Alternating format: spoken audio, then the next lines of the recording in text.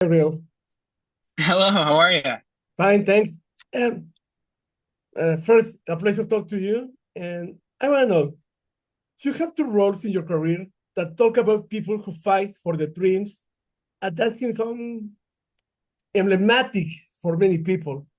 How far do you want to go to plan to take these dreams for you come true? For me, Uh-huh. I don't know. I mean, I'd like to keep, I don't know how to answer that. I mean, I think I love to make films for as long as I'm alive. And I think I want to make meaningful stories for as long as I'm alive. And whether that's acting or writing or directing along the way, I don't think I can do anything else. And so I think I'm in this. So how I'm gonna do it, I don't know. One project after the other, you know. Okay. Uh, in Thursday night, despite being in the center of the chaos, you manage to stay out of it. How do you prepare to face a character like that? Um,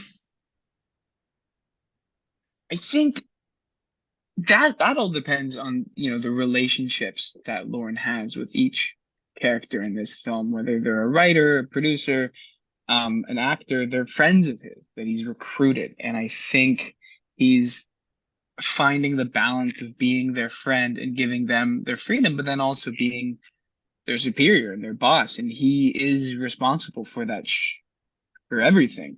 And he definitely feels that pressure. And so I think it's just it was I don't know, it was a balance of trust and control as the character of Lauren, but also myself as the actor of like how much do I trust Jason and my actors around me and surrender, and then how much control do I have over my own performance.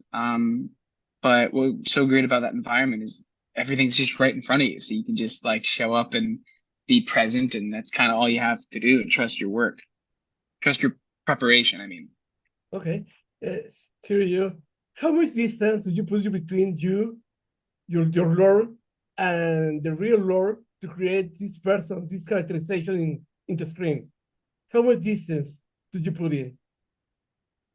Um, I mean, this isn't like the Lorne biopic. Like we're not seeing him. We don't see what his life is like once he goes home or in his apartment, or we don't see what he was like as a child. It's just that environment. And so Jason and Gil did a lot of research, and all of the stories that you see in the film really happened, just not in those 90 minutes. And so um I don't know, I think I did a lot of research as to how who Lorne was, at least that's known of him, and through that in the script.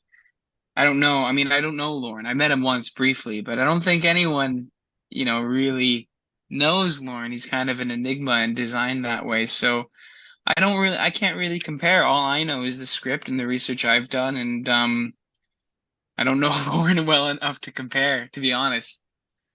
Thank you. Returning to the chaos in the movie, your chaos is not physical; it's mental. Meant it to be a kind of island on the set.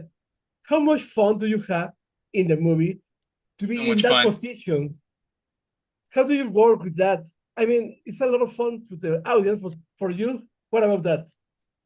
It was so much fun. I mean, we were on the same set every single day, and it's a massive cast who's all there every single day, and everyone's just getting along, and everyone's having fun, and everyone cares, and everyone's really sweet and lovely. And Jason just controls such a positive environment that it was just fun. How do you see in character when you have people playing like Dan Aykroyd or Sherry Chase in front of you? I mean, it helps you stay in character because everyone else is, not, I mean, no one was like in character between takes or anything, but like everyone, I don't know, there was an energy that everyone was just kind of bringing their A game, that it was hard. not to be in it. Like, I don't know. It was easier than a lot of people may think just because you're inspired by all of the brilliant people around you. Do you remember how do you feel when you enter for the first time to this set? I was so excited. I was it was still being built, and Jason gave us a tour around, and like I saw the different rooms and the hallways and the stage and Lauren's office, and it just felt really, it felt special. And so everyone, it felt really great. I remember so much the creation of the sketch of the classic Saturday Night in the movie. But how do you feel being part of this sketch in the film, knowing that the fans of the Saturday Night will love that reference in the screen? It feels special. I grew up on Saturday Night Live, and I feel like it's a massive part of who I am and why I do this. And so to be a part of it all, like felt, I don't know, it felt like we were giving back a little bit. I don't know. Being you a fan of Saturday Night, how do you feel knowing that this movie comes in the 50th anniversary of this show? Weird. The timing, I mean, it wasn't planned on it, we were supposed to make this,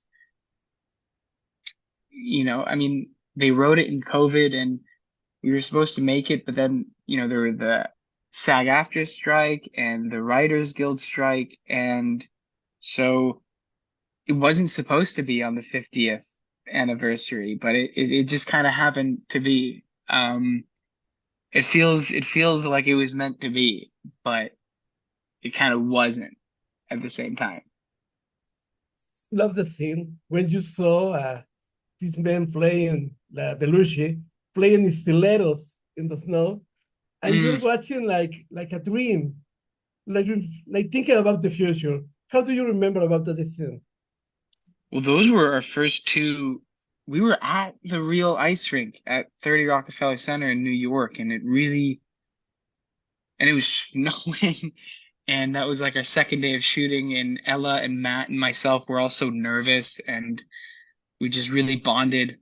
Um, you really felt the magic, like behind the scenes as well. Uh, I don't know. When you had in front of you this big screen with all the papers running, with all the things that you wanna, well, well, Lord have to have in the show. Do you think in a moment, I don't know, what can I do with that in the real life? don't I don't quite know. I'm sorry, what was your question again?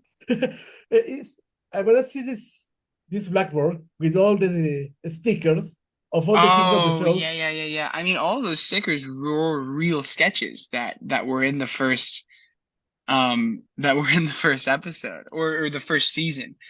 And so I was familiar with most of them um when I was looking at them. So it was fun to know that our props department and the production design like really did their research, and it just kind of goes to show how locked in everybody was and of what part of the crew. It was cool.